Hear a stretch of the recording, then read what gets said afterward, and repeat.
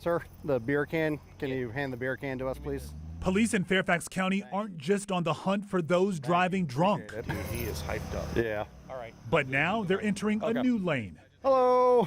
and looking for people driving after smoking pot. There is your license back. Helping lead what's known as the DWI Enforcement Squad is 10-year veteran of the force, Officer James Burleson. No, I just found that I had a knack for finding DUIs. Fairfax County created the squad in 2016, primarily steering drunk drivers off the road. The squad has 10 members, specially trained to tell if someone is driving under the influence of alcohol, drugs, and what type. Got a driver's license with you? They arrest dozens of people each year in the county for DUID, mostly marijuana.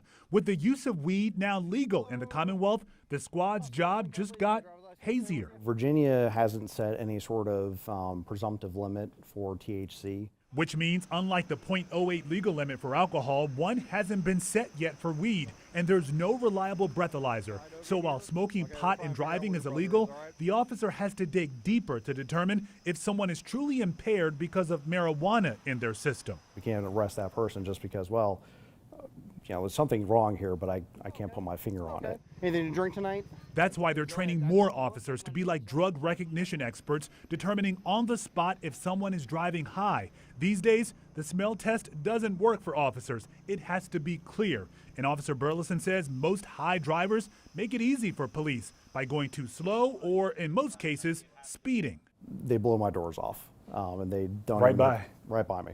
Don't even hit the brakes. Again, it goes back to that information processing. They're not recognizing, number one, the speed that they're going. Number two, that's a marked cruiser. I should probably slow down. So you don't know how intoxicated they might be.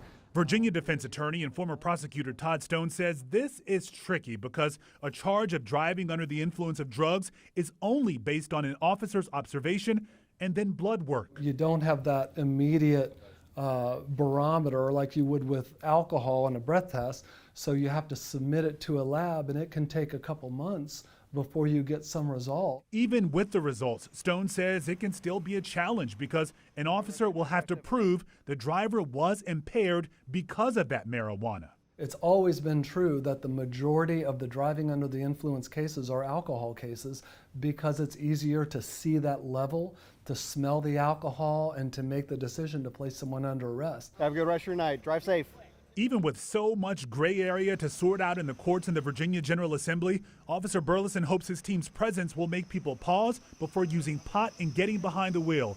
He says they're watching you. If you feel different, you drive different.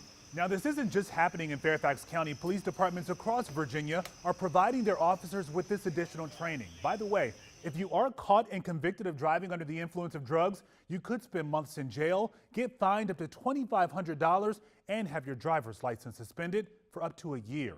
I'm Lorenzo Hall, WUSA 9.